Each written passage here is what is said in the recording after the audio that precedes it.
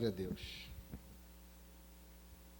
Irmãos, eu vou cumprimentar mais uma vez aqueles que de repente chegaram durante o louvor e depois da oração, que Deus abençoe a vida de vocês.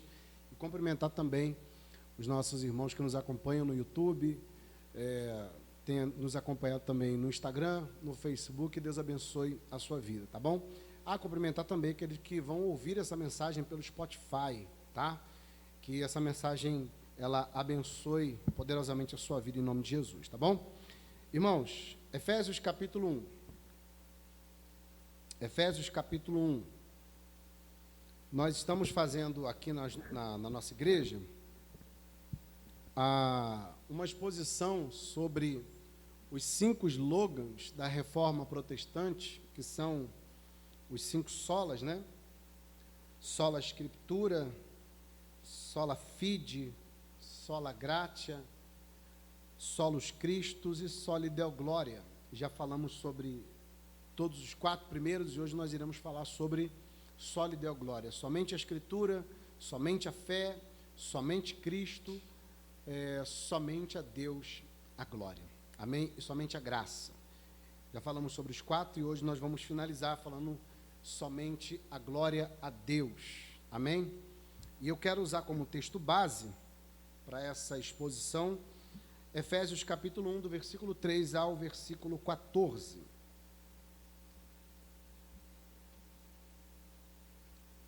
Ok? Acharam? Então vamos ler.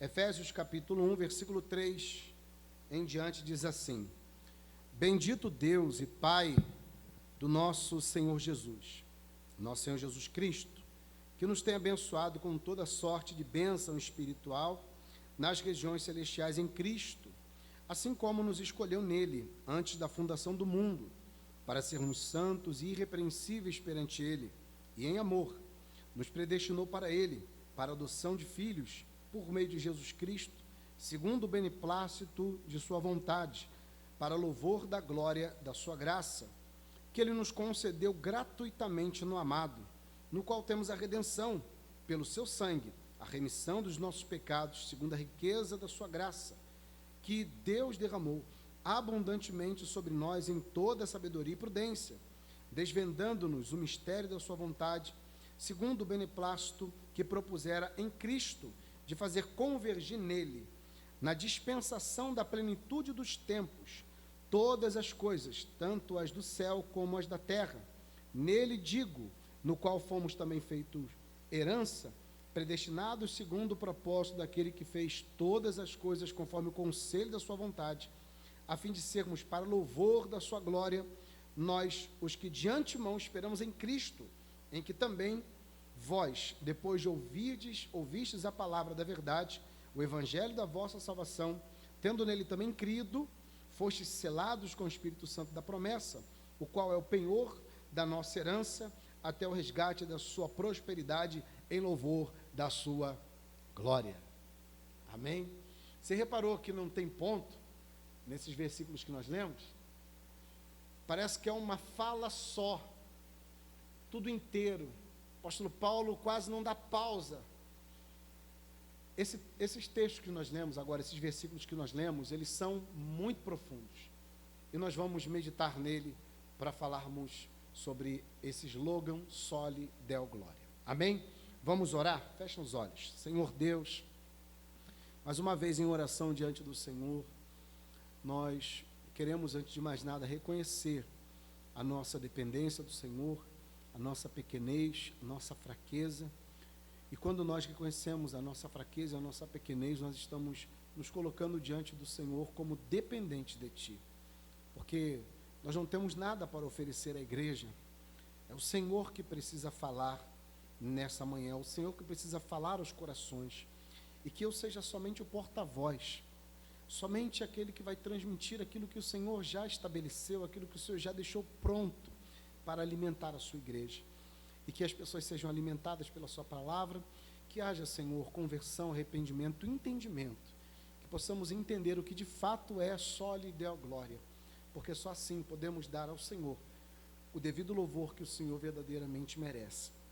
Nos ensina através do Teu Santo Espírito, para a glória do teu nome, nós oramos em nome de Jesus. Amém e graças a Deus. Amém, irmãos. Podem sentar, por favor. Como eu já havia dito para vocês, falar sobre soli deo gloria, ou somente a glória, é um tema muito vasto, é muito amplo, porque fala de toda a obra do Senhor, toda a obra salvadora do Senhor. É claro que ela não se limita à obra redentora, ou se limita à soteriologia, porque quando nós falamos de dar somente glória a Deus, ela é muito mais ampla e fala não só da soteriologia, mas fala em todo um estilo de vida, fala, na verdade, na existência da humanidade e qual é o sentido da vida, na verdade. Por que nós vivemos? Por que nós fomos criados? Por que o mundo existe? Por que as coisas são como elas são? E a Bíblia é clara quando ela diz que tudo que foi criado, tudo que existe, quem nós somos, tudo isso foi feito com um propósito. E o propósito único é glorificar e exaltar o Deus Criador de todas as coisas. Esse é o propósito. Eu não vou falar aqui na pregação sobre essa glória de maneira mais completa, até porque eu acredito não ser o momento de falar sobre a glória como um todo, até porque nós precisamos falar dos atributos de Deus primeiro. E nós vamos começar na semana que vem falar sobre os atributos de Deus.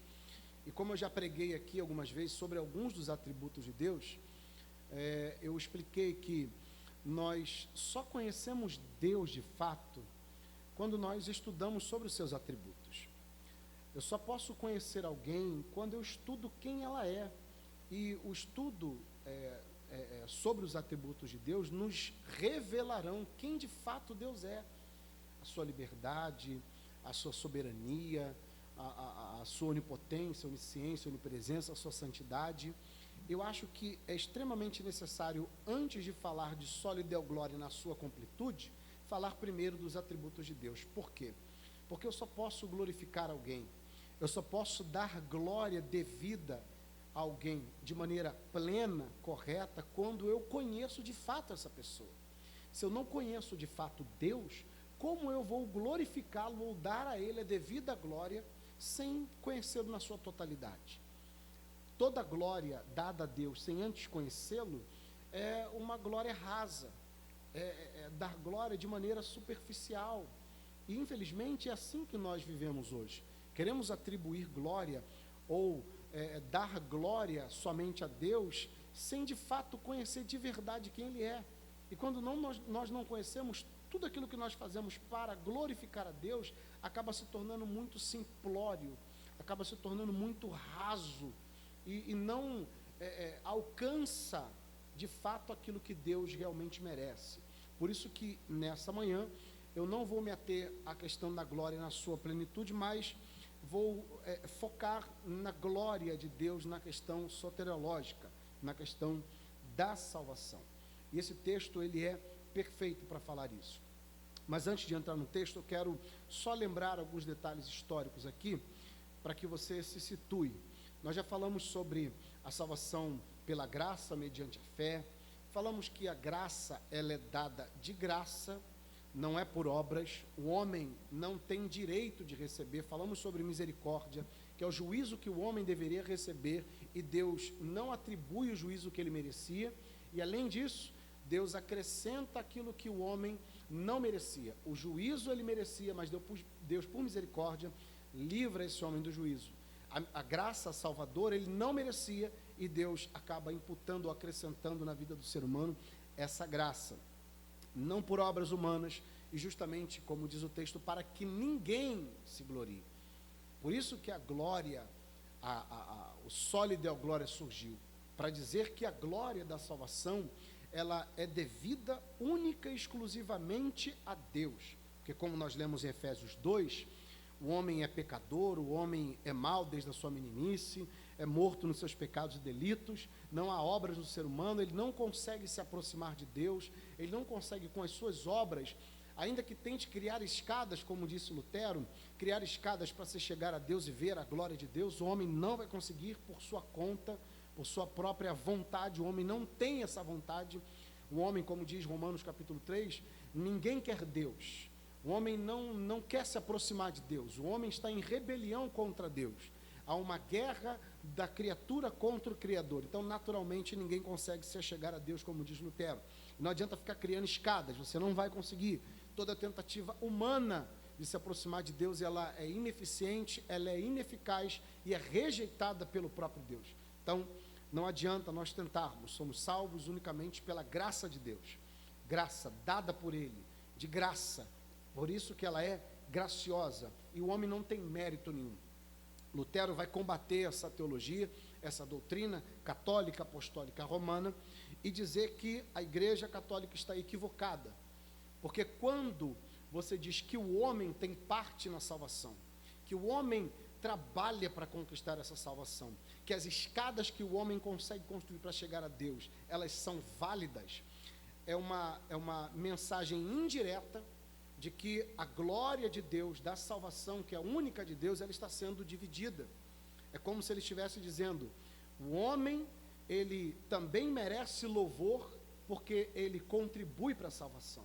Porque o homem tenta, de todas as formas, com as suas obras, se aproximar de Deus. E isso é um mérito muito grande. Lutero vai combater isso, vai dizer que os méritos dos santos, né, que a Igreja Católica canonizou, eles não valem de nada, porque toda a obra que eles praticaram, tudo aquilo que eles fizeram, eles só fizeram porque foi Deus que fez através da vida deles. Eles não alcançaram méritos nenhum diante de Deus.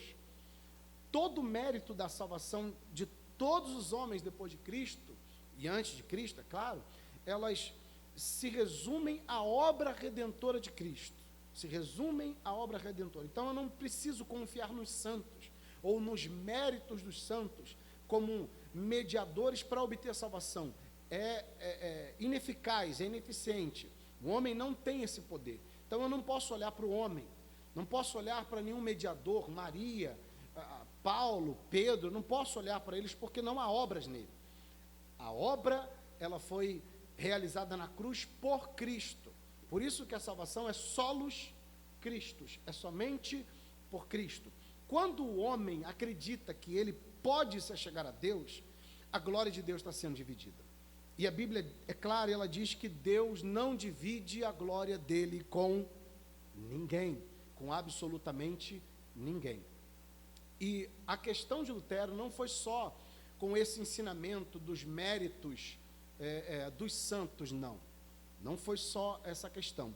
A questão era também clerical, né, e laicato, era o clérigo e o laicato, ou seja, as obras cléricas. O que são as obras cléricas? São aquelas obras que são realizadas na igreja, no templo. Eles diziam que as obras que eram realizadas no templo, na igreja, pelo clero, né, os padres, os bispos, arcebispos, todas essas obras realizadas na igreja pelo clero, elas eram obras santas, sacrossantas. E essas obras traziam louvor para Deus, traziam glória para Deus. Mas as obras do laicato ou do Estado, as obras fora da igreja, elas não comunicavam glória a Deus. E Lutero vai dizer, não, claro que não.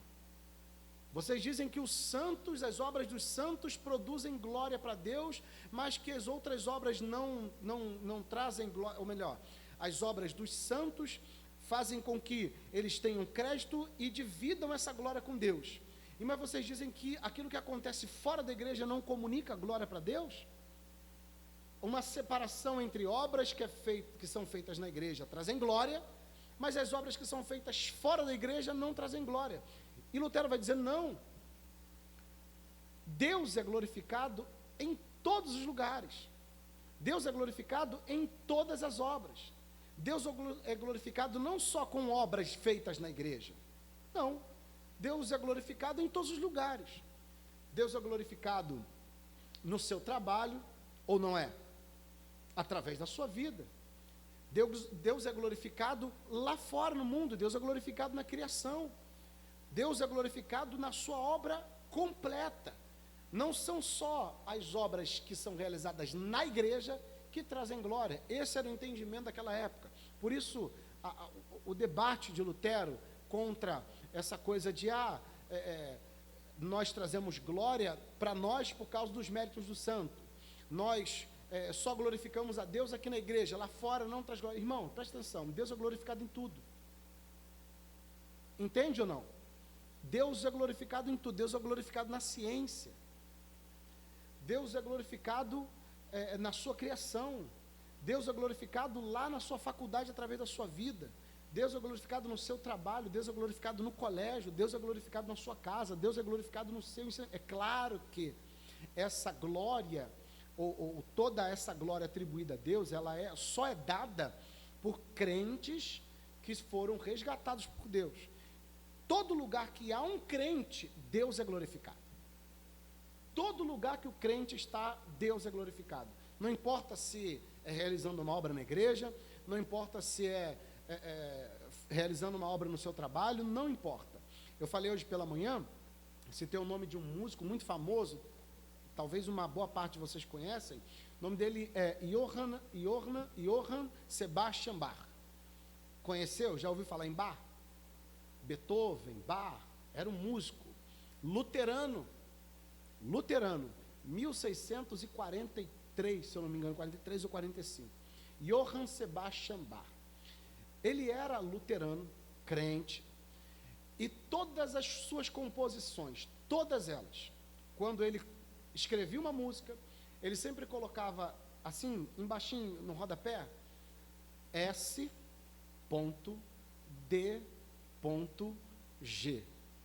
que significa Soli Deo Glória.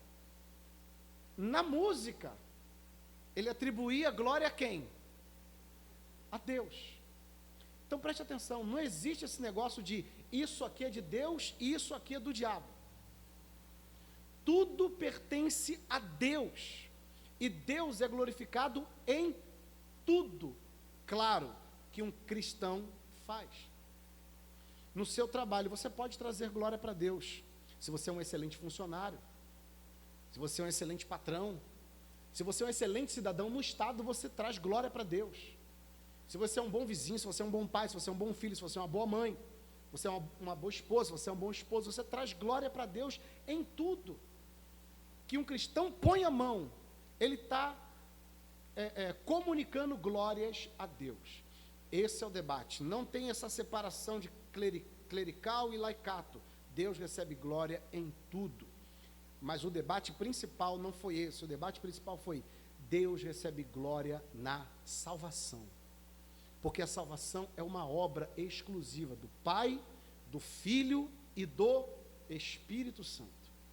E quando nós lemos Efésios capítulo 1, do versículo 3 ao versículo 14, você vai ver que Deus fala da obra redentora realizada por Ele, projetada por Ele, executada pelo Seu Filho Cristo e aplicada pelo Espírito Santo. Em poucos versículos ele fala sobre toda a sua obra, em tempos diferentes, e em toda a obra concluída pelo Pai, pelo Filho e pelo Espírito Santo, ele diz o porquê que essa obra foi realizada: para louvor da sua glória. O tempo todo. Vamos ler.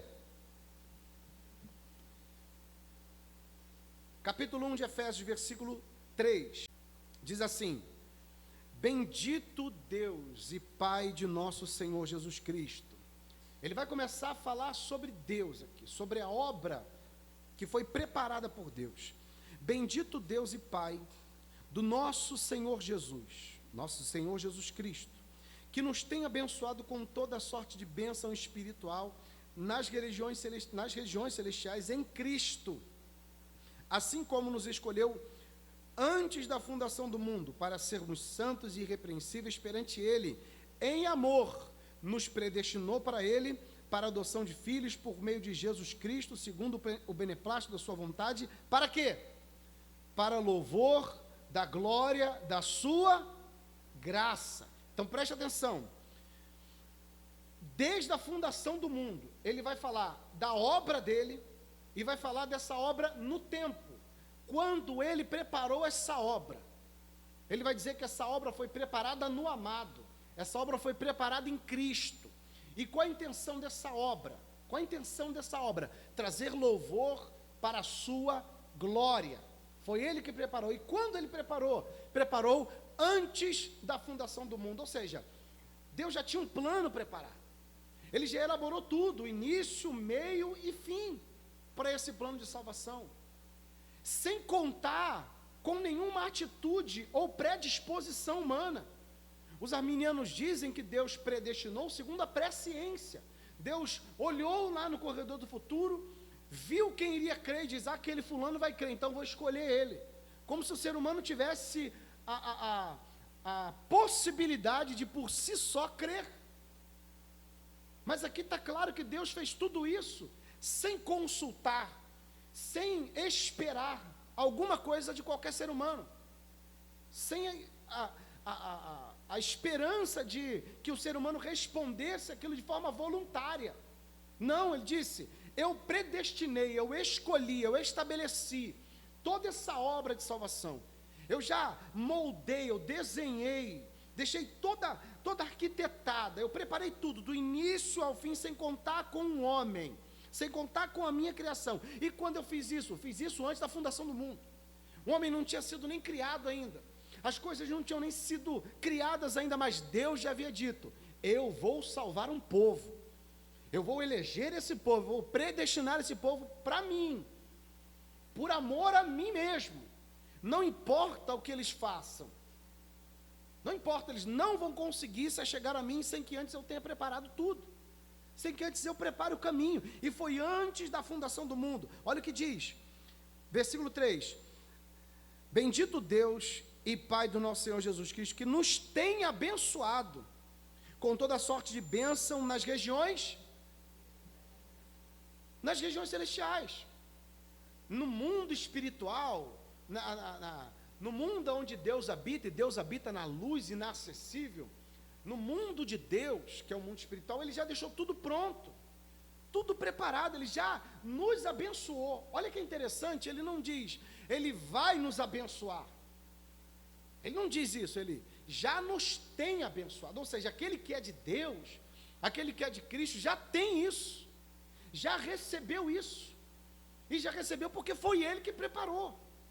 O homem nunca conseguiria chegar a isso.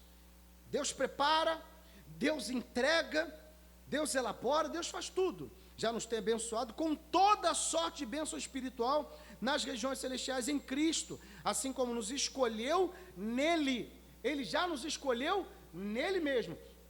Parem para pensar aqui. Quando ele diz nas regiões celestiais em Cristo Jesus, é claro que ele não está falando, como falei semana passada, a potestade do ar, aqueles demônios que ficam nos ares, acima das nossas cabeças. Não, ele está falando de uma região que nós ainda não temos acesso. Nós não temos acesso. É a região celestial que antes da morte e ressurreição de Cristo, preste atenção aqui, isso vai quebrar um entendimento sobre o diabo, sobre a queda do diabo, a queda de Satanás, por aí vai. Quando ele fala das regiões celestiais, ele diz o seguinte: antes da morte e ressurreição de Cristo, havia diante de Deus, nas regiões celestiais, nas regiões onde Deus habita, haviam demônios, Satanás e os seus anjos. E o que Satanás e seus anjos faziam diante de Deus, como diz Apocalipse? Todo dia ele fazia o quê? Acusava, o tempo todo acusando. Satanás não caiu lá no Éden, irmão, como as pessoas dizem, como algumas teorias dizem que ele caiu e está na terra. Não, Satanás só cai, de fato, fisicamente, só é expulso do céu, quando Cristo sobe, porque ele vence na cruz do Calvário.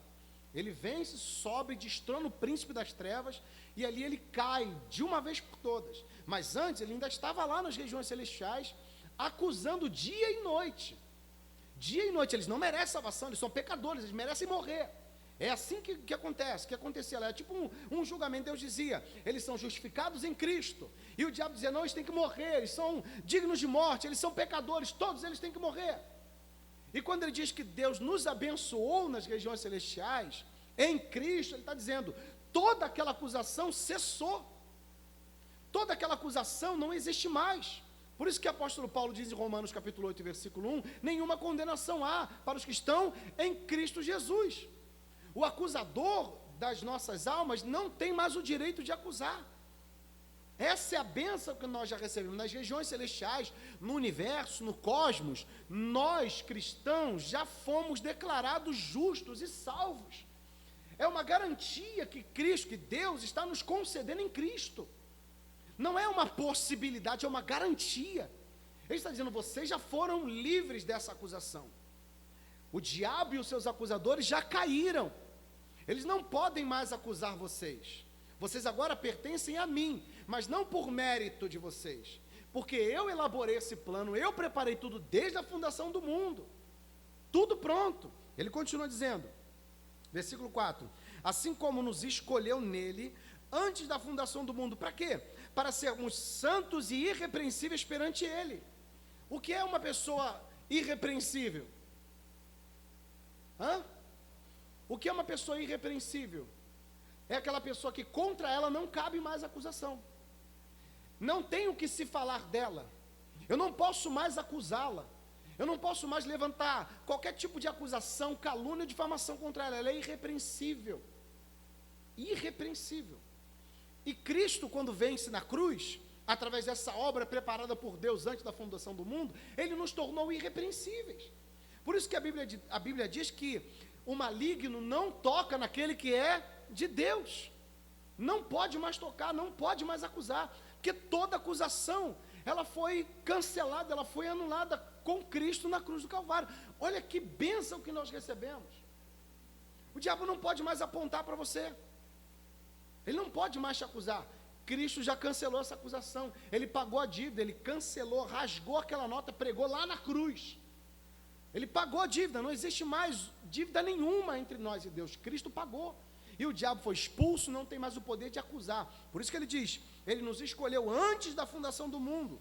Uma questão temporal. Antes da fundação do mundo. Para sermos santos e irrepreensíveis perante ele. Em amor, nos predestinou para ele. Para a adoção de filhos por meio de quem? Por meio de Jesus Cristo. Segundo o beneplácito da sua vontade, para quê?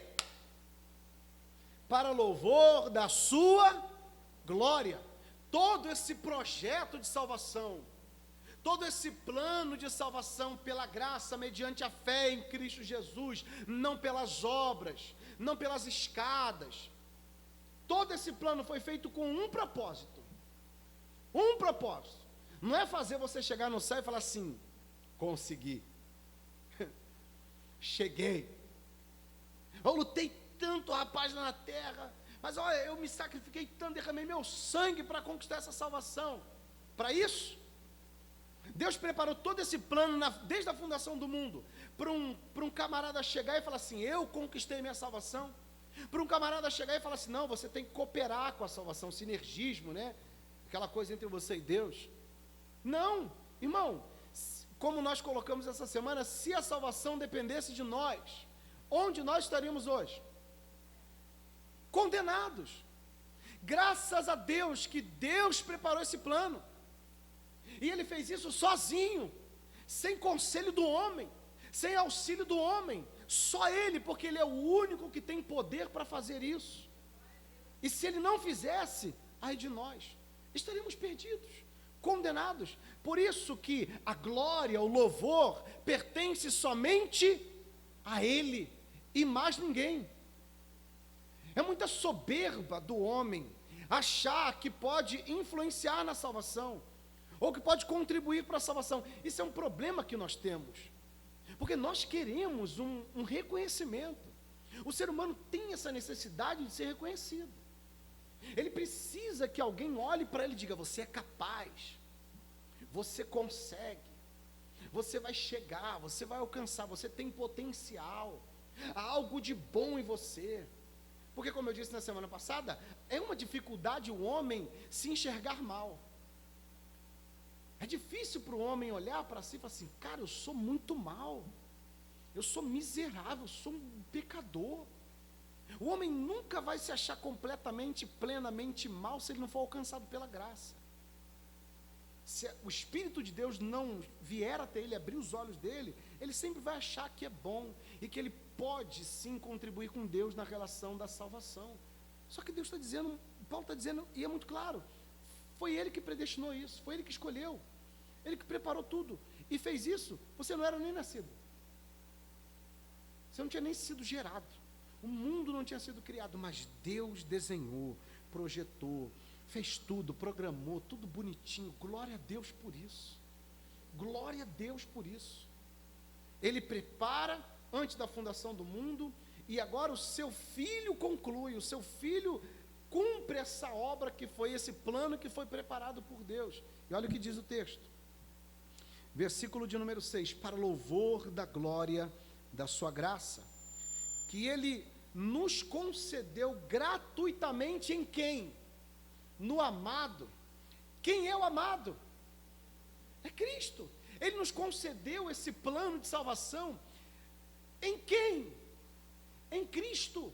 Só tem uma maneira de eu entrar nesse plano, se eu fazer parte desse plano. E lembre-se, quem criou o plano? Deus. Quem arquitetou o plano? Deus. Para quê? Para a sua própria glória. E ele nos pega no meio do caminho e fala assim, vem fazer parte do meu plano, vem fazer parte do meu projeto. Olha que privilégio, irmão.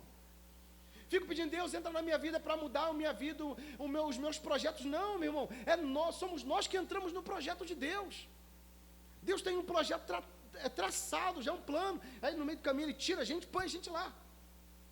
Põe a gente lá. E isso tudo acontece com a mediação do seu Filho, do amado, o Cristo, nosso Salvador.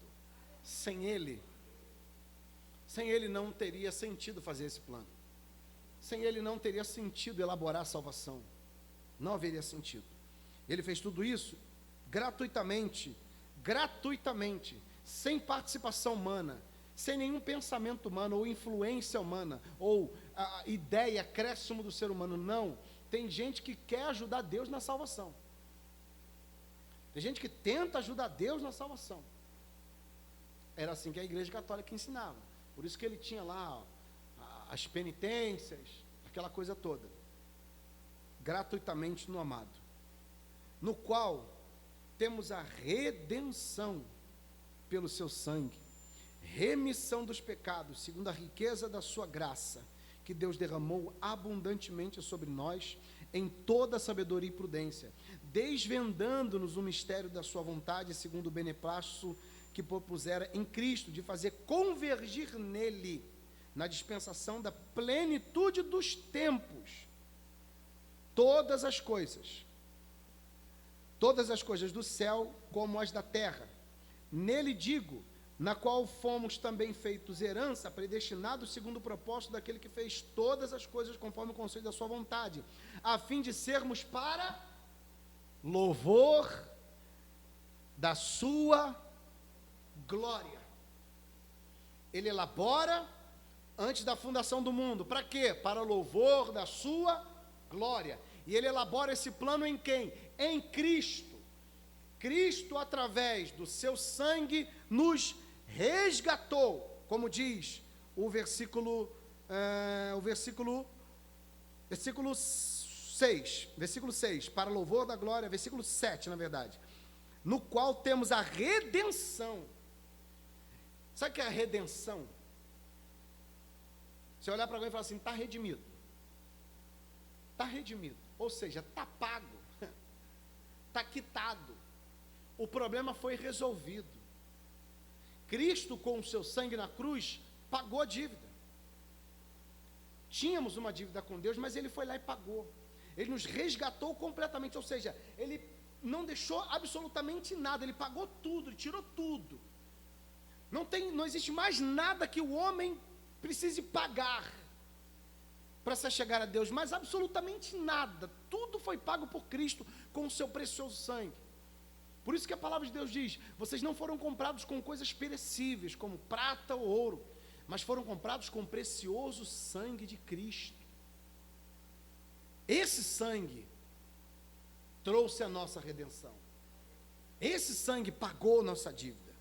Redenção pelo sangue, a remissão dos pecados, segundo a riqueza da sua graça, que derramou abundantemente sobre nós toda sabedoria e prudência, desvendando-nos o mistério da sua vontade, segundo o beneplácito da sua vontade, que propuseram em Cristo fazer convergir nele todas as coisas, na dispensação da plenitude dos tempos. Olha para cá. Primeiro ele fala do seu plano, até o versículo 6, do 1 ao 6 ele fala do seu plano. Depois ele fala que esse plano foi concluído em Cristo, a dívida foi paga em Cristo, e foi paga quando? Em qual período de tempo? Na plenitude dos tempos. O que a Bíblia fala sobre plenitude dos tempos? O que significa plenitude dos tempos? Essa plenitude dos tempos não virá ainda, como algumas pessoas dizem. Alguns dispensacionalistas, ou, na verdade, os dispensacionalistas, eles dizem que a plenitude dos tempos, ela acontecerá quando Cristo vier, quando Cristo voltar.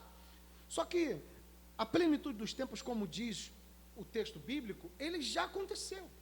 A plenitude dos tempos foi exatamente quando Cristo veio. Tudo estava pronto, tudo preparado. A questão da sabedoria grega, a questão da estrutura de estradas, estrutura social dos romanos, a questão da língua, estava tudo pronto, tudo preparado. Se você olhar quando Cristo morre na cruz, coloca uma placa lá, e aquela placa, está escrito o que naquela placa? Vocês lembram? Rei, quantos idiomas? Para que todos pudessem ler e enxergar e entender que Ele é o Senhor de todas as nações, de todas as línguas. Essa é a plenitude, estava tudo pronto. Quando encheu o copo aqui a medida, é a plenitude dos tempos. Quando chegou na plenitude, é aqui, no tempo ideal, no período certinho, aqui nesse tempo Cristo veio. Cristo veio para quê? Para aplicar a obra, ou para executar essa obra. Paulo, quando escreve aos Gálatas, ele fala sobre isso. Eu quero ler com você rapidinho. Vamos lá. Gálatas capítulo 4. É só você voltar, tá? Gálatas capítulo 4. O apóstolo Paulo vai fazer uma analogia interessante aqui. Gálatas capítulo 4, versículo 1.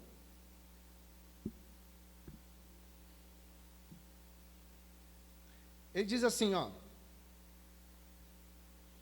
digo, pois, que durante o tempo em que o herdeiro é menor, em nada difere do escravo, posto que ele é senhor de tudo, mas está sobre tutores e curadores, até o tempo pré-estabelecido pelo Pai.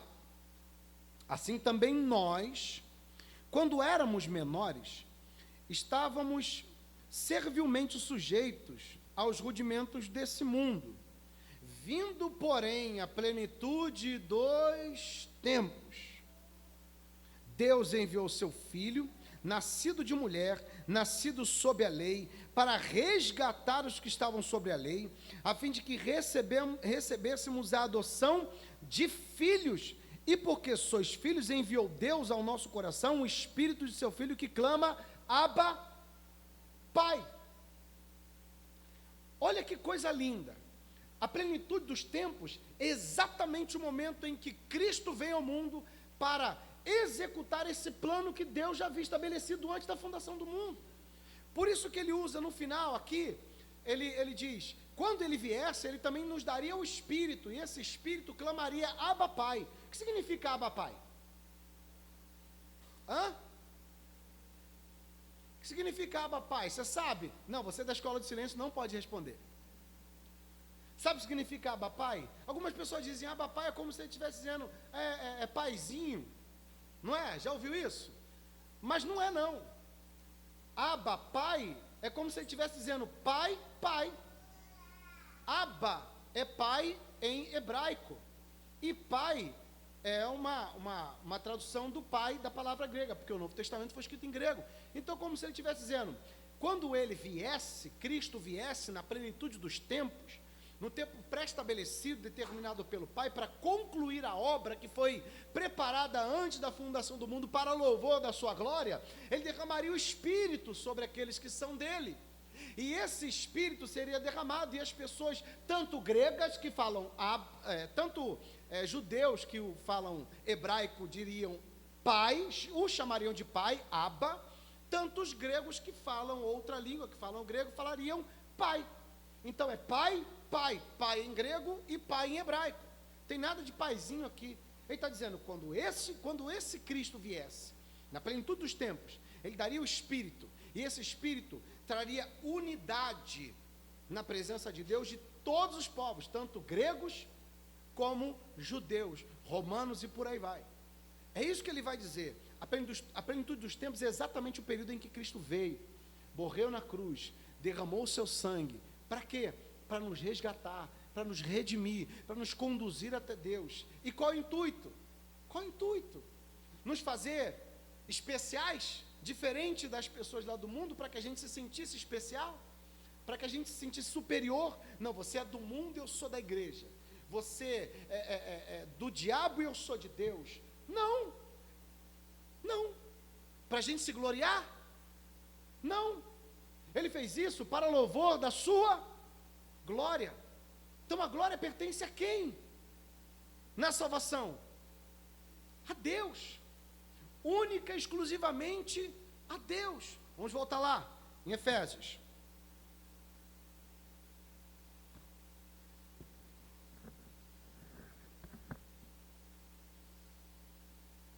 Versículo 10. Efésios capítulo 1, versículo 10. Para fazer convergir nele, na dispensação da plenitude dos tempos, todas as coisas, tanto as que estão no céu como as que estão na terra. Nele digo, no qual fomos também feitos herança, predestinados, segundo o propósito daquele que fez todas as coisas, conforme o conselho da sua vontade, a fim de sermos para louvor da sua glória. Nós, os que de antemão esperamos em Cristo, em que também vós, depois que ouvis a palavra da verdade. Irmão, presta atenção aqui. Olha para cá. Imagina uma coisa. Imagina que Deus preparasse toda essa salvação. Tá? Imagina que ele preparasse toda essa salvação, elaborasse todo esse projeto, todo esse plano, e não predestinasse ninguém, absolutamente ninguém. E aí ele entregasse esse projeto na mão de Cristo, e dissesse assim: meu filho, vai lá na terra, e fala desse projeto para a minha criação, fala desse projeto para esse povo. Todo mundo morto. Todo mundo morto. Quem daria crédito a esse projeto se antes não houvesse sido predestinado por Deus? É como você sair hoje daqui e ir lá para o cemitério de Nova Iguaçu. Chegasse lá no cemitério de Nova Iguaçu e dissesse assim: ei! Ô! Você aí, dentro da tumba! Jesus te ama e quer te salvar. Quem se levantaria da tumba para levantar a mão para Jesus? Ninguém. Haveria possibilidade de alguém ser salvo naquele lugar? Porque está todo mundo morto. Se o ser humano está morto nos pecados e delitos, Deus nunca iria preparar um plano que pudesse dar errado. Pregar para morto é pregar para ninguém. É ineficiente, não traz resultado, não vai produzir resultado. Por isso que ele elabora o plano, sabe que todo mundo vai cair, vai pecar, vai errar, prepara o plano e diz: se eu não eleger, todo mundo vai para o inferno, todos serão condenados. Então, de toda essa criação, eu vou separar alguns aqui, eu vou escolher alguns e vou salvar, e eles vão participar desse projeto. Neles eu vou aplicar esse projeto. Se ele não faz isso, Estava todo mundo morto. Perdido. Ia entrar no cemitério, pregar, sair sem salvar ninguém. Sem absolutamente salvar ninguém. Por isso que ele está dizendo, todas as coisas têm que convergir em Cristo. Versículo 11, nele digo que fomos feitos também herança, predestinados, segundo o propósito daquele que fez todas as coisas, conforme o conselho da sua vontade, a fim de sermos para louvor da sua glória, nós os que de antemão esperamos em Cristo. Ele elabora antes da fundação do mundo. Cristo vem na plenitude dos tempos, no tempo exato, onde todo o caminho já foi preparado. Ele executa a obra, derrama o seu sangue, para que através desse sangue, aqueles que foram predestinados, aqueles que foram eleitos, fossem chamados e fossem salvos. Cadê o homem aqui? Olha para mim, cadê o homem? Você consegue enxergar o homem nesse plano? Você consegue ver alguma ação do homem? Algum mérito do homem? Lutero dizia, os santos não têm mérito nenhum. Eles não podem acreditar mérito deles na conta de ninguém. O ser humano não tem obras. Tudo pertence a Deus, foi elaborado por Ele. E foi executado por Cristo no Calvário.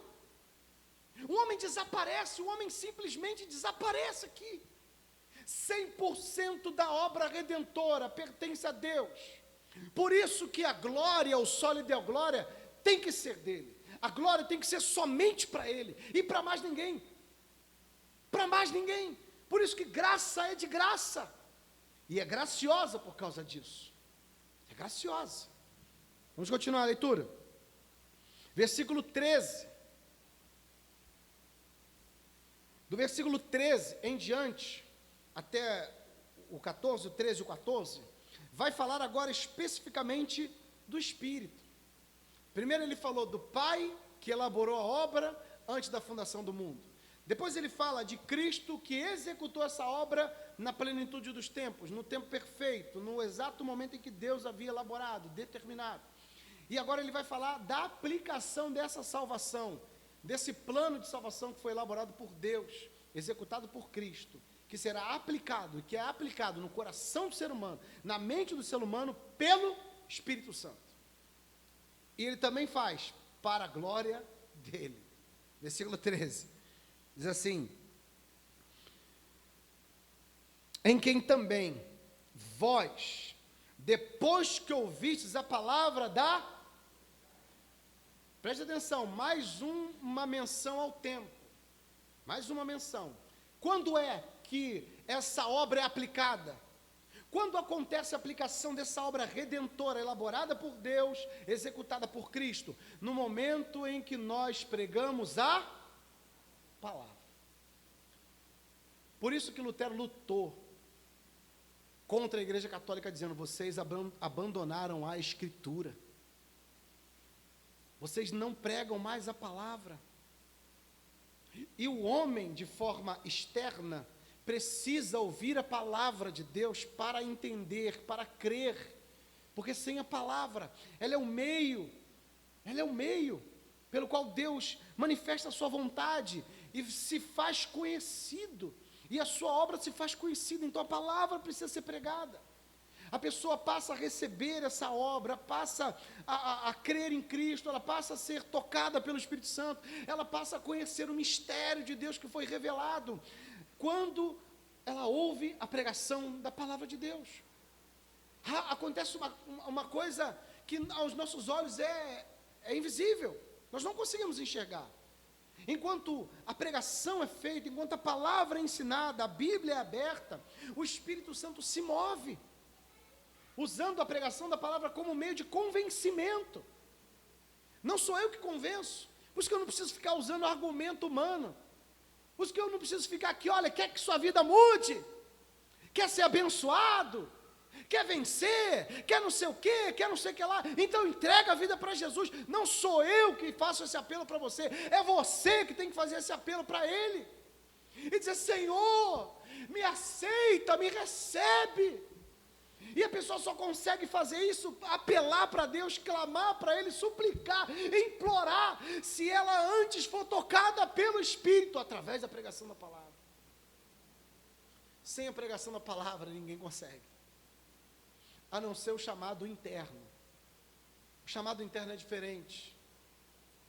O chamado interno é a pessoa que, por exemplo, falei que já, ela tem autismo, ou ela tem síndrome de Down, ela tem alguma deficiência mental, como ela vai ouvir a palavra e entender? E ser salvo? Não tem como. O chamado interno é o Espírito Santo que age diretamente no coração daquela pessoa. Ele vai lá diretamente, muda o coração dela e transforma o coração dela, a natureza dela, para ela ser salva, para salvar aquela pessoa. Agora, de maneira externa, é a palavra. Deus prepara antes da fundação do mundo. Jesus vem, executa a obra na plenitude dos tempos. E essa obra é aplicada na nossa vida pelo Espírito Santo, quando nós ouvimos a palavra de Deus. Por isso que tem que ser pregada a palavra, irmãos. Se a palavra não for pregada na igreja, pode chamar a igreja de qualquer outra coisa, menos de igreja de Cristo. Menos de igreja de Cristo. Pode falar de filosofia, pode fazer sermão bonito, emocionante, mas se não pregar a palavra genuinamente, o Espírito Santo não tem como agir, entre aspas, né? O Espírito Santo não age. A Escritura é o meio pelo qual o ser humano conhece a Deus. Quando essa obra é aplicada, quando a palavra é pregada, eu estou pregando aqui, e o Espírito Santo está convencendo. As pessoas estão ouvindo essa mensagem pelo YouTube, a palavra está sendo pregada, e ela pode estar lá do outro lado do mundo, o Espírito Santo está lá alcançando ela por essa palavra, fazendo ela entender que ela precisa de Cristo, e que ela não consegue alcançar o céu sem a mediação do Espírito Santo e de Jesus Cristo. Ela não consegue se achegar a Deus, se ela não for alcançada pela graça primeiro, for convencida pelo Espírito Santo, ser regenerada pelo Espírito Santo. Não consegue, só pelas Escrituras, só por obra direta, quando o Espírito Santo vem com poder sobre ela. No momento em que ela ouve a palavra, ela pode ter 10 anos, 15 anos, 20 anos, 40 anos, 50 anos, quem decide é Deus o momento. Mas esse momento vai acontecer, não importa que idade, mas ela vai acontecer quando a palavra de Deus for pregada genuinamente. É por isso que o Brasil está do jeito que está. Por isso que as igrejas brasileiras, elas estão do jeito que estão. Aí eu pergunto a você, é a palavra que tem sido pregada?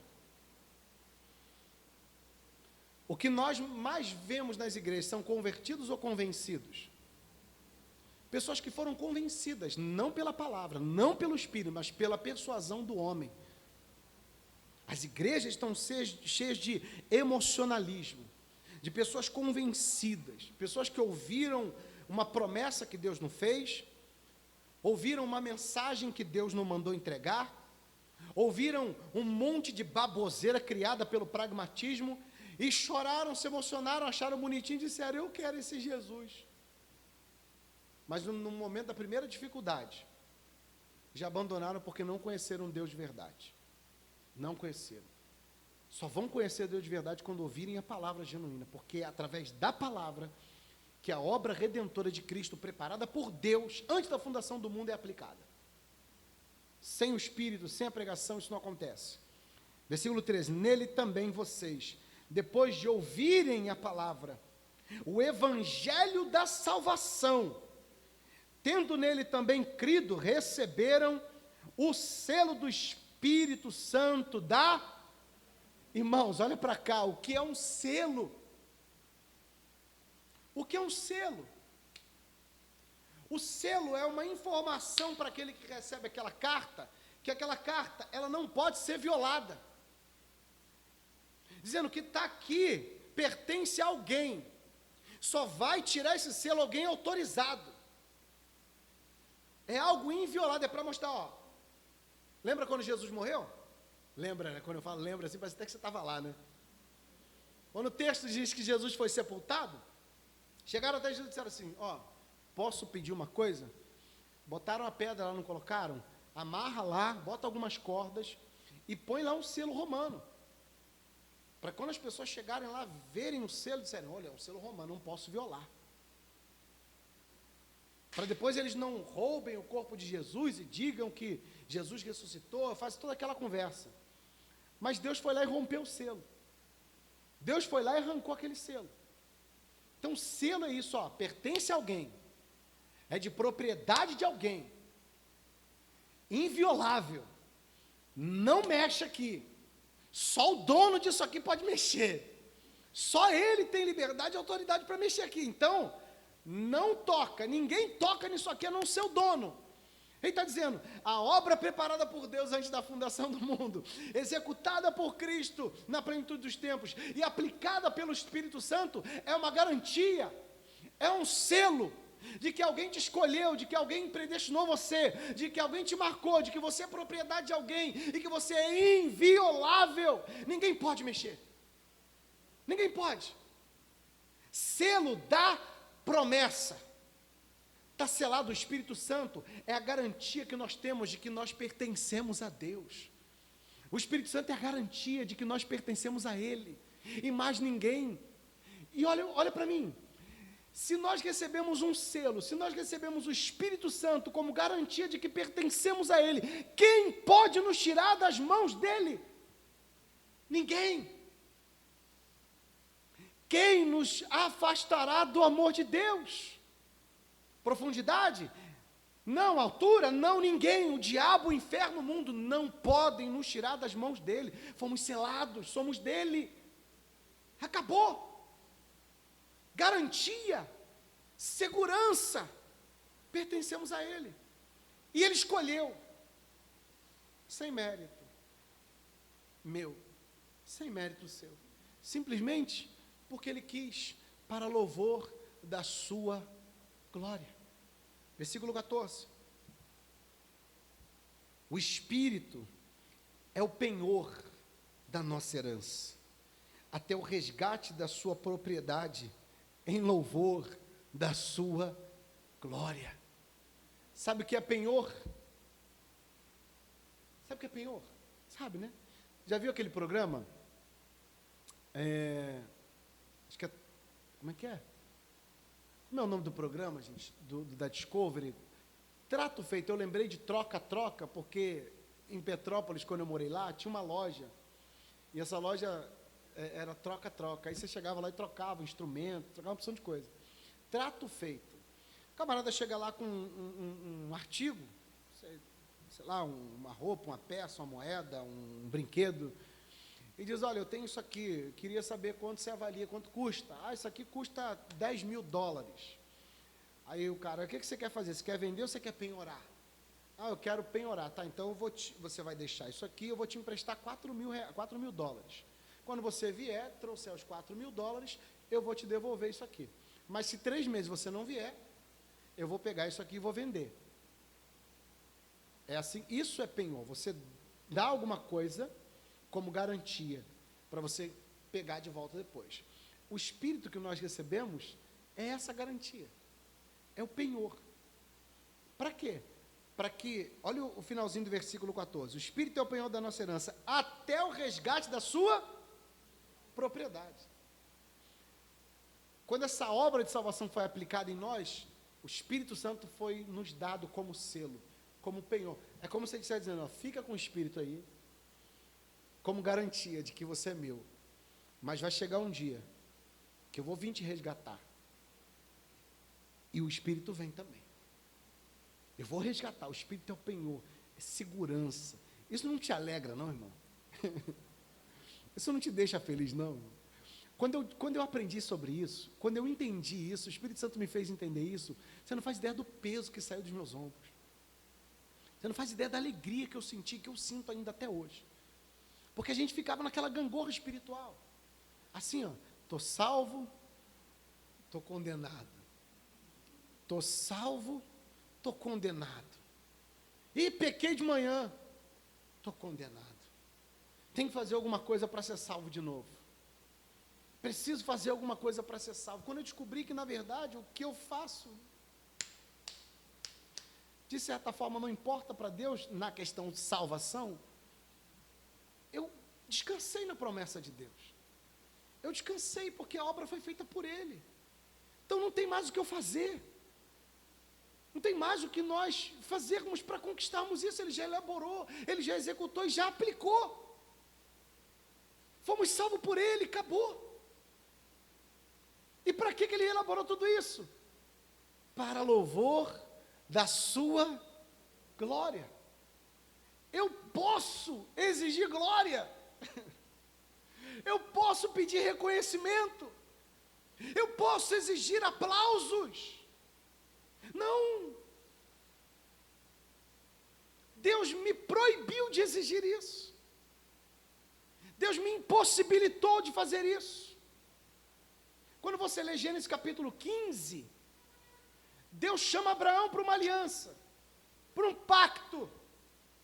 Deus fala: Abraão, vem cá, vamos fazer um pacto, eu e você. Vou assinar aqui uma aliança, eu e você. Pega aí alguns animais, uma pombinha, e aí você vai partir no meio, vai colocar ambas as partes assim, vai fazer um corredor no meio, e eu vou passar aí, a gente vai fazer um acordo, porque era assim que eles faziam um acordo antigamente. Cortavam os animais, colocavam uma parte de um lado, outra parte do outro, davam as mãos e passavam juntos firmando aquele acordo. É como um contrato hoje que nós assinamos. Nós elaboramos os pontos do contrato, as cláusulas do contrato, ambas as partes concordando, a gente vai lá e assina e vai para o cartório. Não é assim que funciona? É isso que Deus fez com Abraão. Abraão, vamos assinar um contrato aqui. Vamos fazer uma aliança com você, um pacto com você. Abraão, beleza, glória a Deus. Vamos lá, vamos fazer um pacto. Deus, faz isso aí que eu estou te mandando.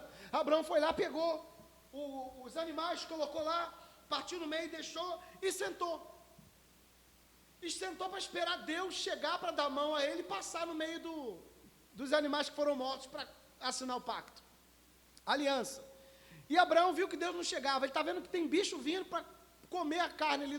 Ele pega o abanador e fica assim, ó, enxotando os animais. Daqui a pouco diz o texto que Deus deu um sono para Abraão, que Abraão, puf, caiu. E nesse sono, dormindo, Abraão teve uma visão. Deus falando com ele: ó, peregrina será a sua descendência. Eles vão peregrinar e vocês vão ser escravos, 400 anos. Mas depois eu vou julgar esse povo que escravizou vocês. E aí diz o texto que enquanto Abraão dorme, Deus desce como uma tocha de fogo, sozinho, ele passa no meio dos animais. E por que Deus passou sozinho? Por que Deus decidiu passar sozinho? Porque Ele sabe que só Ele tem condições de cumprir o propósito, de cumprir o pacto, cumprir a aliança. Abraão é homem, é humano, pecador, falha e vai errar. E Deus diz: eu não posso fazer aliança contando com a fidelidade do homem, porque o homem não tem condições de ser fiel. Mas eu não, eu faço isso por amor do meu nome, eu sou fiel a mim mesmo. E ele vai, passa sozinho dizendo: eu garanto a minha parte e garanto a sua parte também, não preciso da sua participação para nada, sou eu que determino, eu que estabeleço, eu que concluo, eu que sustento até o final, e você só é um espectador que recebeu essa graça. Você é só um mendigo de mão estendida. O mendigo de mão estendida não tem mérito nenhum. O mérito é daquele que concede, daquele que cede, daquele que doa. E eu estou doando essa salvação para você. Por isso que a glória é somente de Deus. Só que o que a gente vê hoje não é um evangelho da glória de Deus. O que nós enxergamos hoje é o evangelho da glória do homem. O culto, como nós costumamos dizer, não é mais teocêntrico. Não há mais teocentricidade no culto e na pregação da palavra. Agora a coisa é antropocêntrica. É o homem que tem que ser louvado. É o homem que tem potencial. É o homem que tem que ser reconhecido. É o homem que precisa ser reconhecido, porque tem algo de bom no homem. Anda aí pelas igrejas, irmãos, vocês vão ver. Homens e mulheres dizendo: quando eu prego é uma bênção. Quando eu canto é uma bênção. Como disse o Leandro Lima, o pastor reverendo Leandro Lima, ele disse uma vez, ele falou assim: por que os púlpitos estão cheios de levitas? Porque não tem vaga para todo mundo no Faustão. É claro que não são todos, a gente não pode generalizar, dizer que todo levita vem para o altar para aparecer. Mas a maioria deles quer o quê? Quer ser ovacionado. Uma vez uma menina, eu não sei quem contou isso, uma menina chegou para ele e falou assim: pastor, eu quero muito louvar a Deus. Irmã, você quer louvar? Poxa, glória a Deus, você quer louvar a Deus? Eu quero louvar a Deus. Tá bom, irmão, pode louvar. Mas lá no púlpito não, pode louvar em qualquer lugar você pode louvar a Deus. Mas tem que ser no púlpito? O que tem que ser notado da igreja? Porque a ideia não é louvar a Deus. A ideia não é trazer glória para Deus. A ideia é aparecer. A ideia é brilhar. Ofuscar a luz e a glória de Deus e trazer a glória para si. O homem tem essa necessidade. O homem precisa disso, ele carece disso. Porque se ele não tiver isso, ele se sente inútil. E é o que a Bíblia diz de nós. Nós somos inúteis na questão da salvação. Não temos o que fazer. Absolutamente nada. E temos que nos conformar com isso. Temos que nos conformar. Falei de manhã, chegaram para João Batista e disseram: João, João, sei não, sua popularidade está diminuindo, hein? Mas o que houve? Estou sabendo que Jesus está batizando mais do que você. João olha para ele e fala assim: seus perturbados, seus endemoniados, vem cá. Ouve o que eu vou dizer para você. Eu só vim preparar o caminho. O que importa é que ele cresça e que eu diminua. Então não vem com essa historinha não, porque eu não quero glória para mim não, rapaz. A glória é dele, somente dele. Quando um pregador anuncia o evangelho da salvação, para que essa obra redentora preparada por Deus, executada por Cristo, seja aplicada pelo Espírito Santo, ele prega não para ele aparecer. A intenção dele, do pregador honesto, fiel às Escrituras, eu não quero que as pessoas olhem para mim: nossa, como ele prega bem, olha como ele é bom na retórica. Não! O pregador honesto, ele quer que você ouça a mensagem, que você dê atenção à mensagem, que pode trazer para você vida, salvação. Isso aqui não é um entretenimento, não é show, gospel, não é palestra. Isso aqui é mensagem da cruz, salvação para a sua salvação, preparada por Deus. Eu não quero glória. O cantor não deve receber glória, ele não tem que subir para receber glória. O dirigente do culto não tem que receber glória. Já cansei de ouvir pessoas dizerem: o culto só foi uma bênção, mas também orei uma vez, uma semana, direto de madrugada. Jejuei uma semana, tinha que ser bom, né? Olha que loucura. A pessoa não faz nem ideia do que ela está fazendo. Ela está dizendo assim: eu recebo um pouco da glória, tá? Eu recebo um pouco. Porque se eu não tivesse jejuado, se eu não tivesse jejuado, não tinha dado certo. Foi uma luta ali, uma batalha, de joelho, de madrugada. Se eu não tivesse ali orado, talvez não daria tão certo como deu. Mas só ficou bom porque eu fiz. Irmão, pelo amor de Deus, toda a vida cristã se resume em uma única coisa. E eu termino aqui. Uma única coisa. Catecismo de Heidelberg, catecismo de Westminster, catecismo puritano, todos esses catecismos, tanto o menor quanto o maior, todos eles declaram a mesma coisa. O fim último do ser humano é glorificar a Deus e bendizê-lo. Mais nada. Em todos os sentidos. E principalmente na questão da salvação. Principalmente na questão da salvação. Só lhe deu glória, como eu disse no início, não está ligado só, ou não se limita só à questão da salvação, mas ela está ligada com todas as coisas da nossa vida. ela engloba toda a vida de um cristão. Por isso que o apóstolo Paulo diz: quer comais, quer bebais, faças tudo para a glória de Deus. Tudo. Comer uma boa comida não é pecado, contanto que você faça para a glória de Deus. Vestir uma boa roupa não é pecado, contanto que você faça para a glória de Deus. A roupa que você usa glorifica a Deus. A comida que você come glorifica a Deus. A vida que você vive glorifica a Deus. Essa é a questão.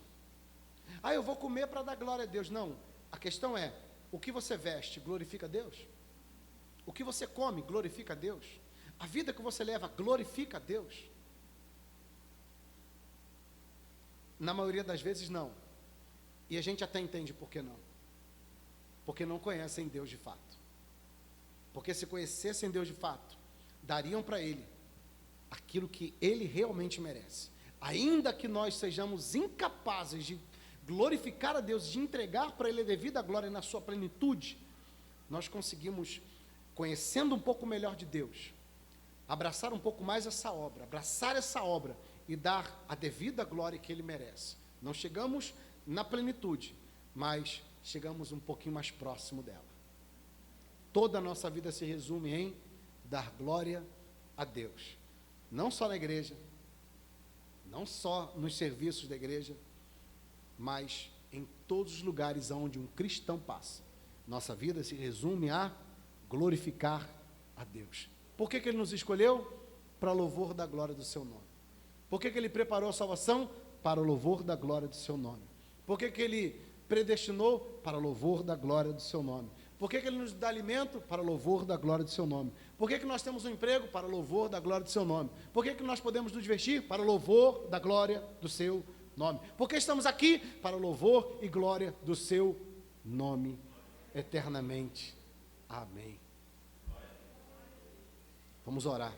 Fiquem de pé, por favor.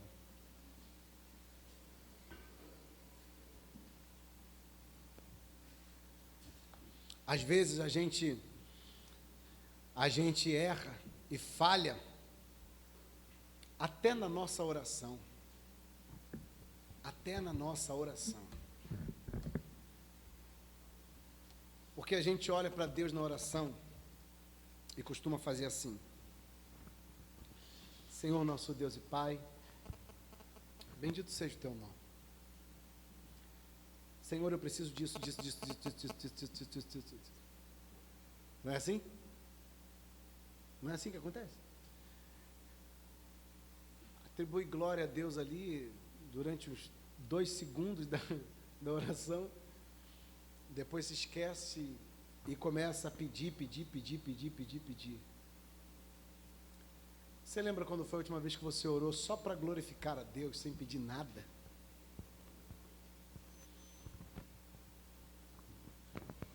Hoje é essa oportunidade. Nós vamos orar, irmãos. Orar. E na nossa oração, Deus também tem que ser glorificado. Principalmente na nossa oração, Deus tem que ser exaltado, porque a glória é somente dele. Você conseguiu entender claramente que você não estaria aqui se não fosse para a glória dele e se não fosse por ele. Se não fosse por ele, não estaríamos aqui. Já que estamos, vamos glorificar aquele que nos trouxe até aqui. Amém? Feche seus olhos, vamos orar. Quero convidar você que está nos acompanhando também a fechar os olhos. Vamos falar com Deus. Agradecer ao Senhor. Deus, bendito seja o teu nome. Glorificado seja o teu nome.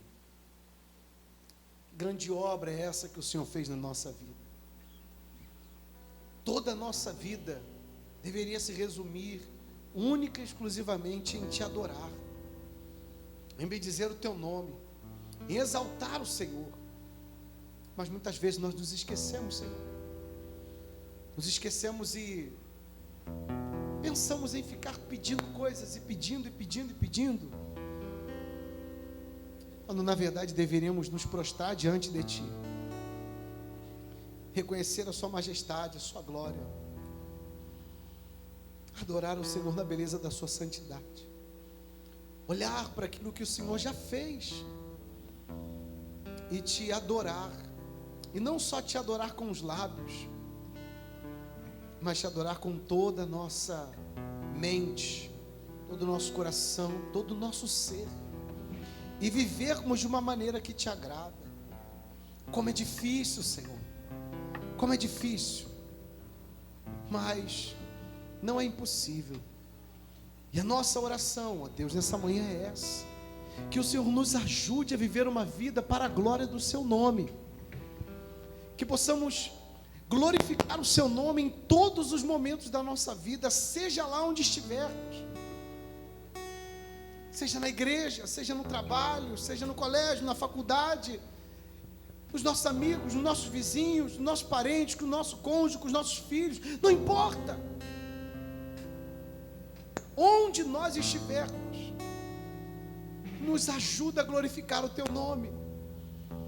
Por vezes somos egoístas, por vezes sentimos necessidades de sermos reconhecidos, por vezes sentimos necessidade de receber aplausos, queremos também receber alguma glória. O homem sempre quer receber alguma glória, o homem sempre quer ser reconhecido, quer uma posição, quer um cargo, quer receber autoridade para receber reconhecimento. Há uma necessidade carnal dessa lei que governa os nossos membros, que é a lei do pecado, de que o homem receba esse louvor, essa glória, para que ele se sinta útil, importante, para que ele se sinta conquistador. Mas quando nós olhamos para a Tua palavra, Pai, nós enxergamos que o homem na verdade não tem absolutamente nada, e que o homem não consegue conquistar absolutamente nada com suas próprias forças e com a sua própria vontade. O homem não consegue se aproximar de Ti. A glória não é nossa. Toda a vida do cristão é Te glorificar, se resume a Te exaltar. E o que nós pedimos nessa manhã é isso, Pai: nos ajuda, nos ensina a glorificar o Seu nome, quer no comer, quer no trabalhar, quer no modo de vestir, quer no comportamento como cidadão. Nos ajuda a glorificar o Seu nome, nos ajuda a falar o que João falou, que eu diminua e que Ele cresça. Senhor, nós não queremos aparecer, nós queremos que o Senhor apareça, queremos que o Seu nome seja glorificado, queremos que o Seu nome seja espalhado em toda a terra, e que essa salvação preparada pelo Senhor também seja propagada em toda a terra, para que naquele grande dia todo ser humano se dobre diante do Senhor e dê a Ti a devida glória, reconheça a glória do Senhor. Os homens não merecem glória, os supostos santos, padroeiros, também não recebem glória, e na verdade nunca receberam e nunca receberão, porque toda glória e toda honra pertencem somente a Ti. E que nós, Senhor, que nós entendamos isso, que nós entendamos isso, e que nós aprendamos como é viver para a glória do Teu nome, porque ainda nós não sabemos,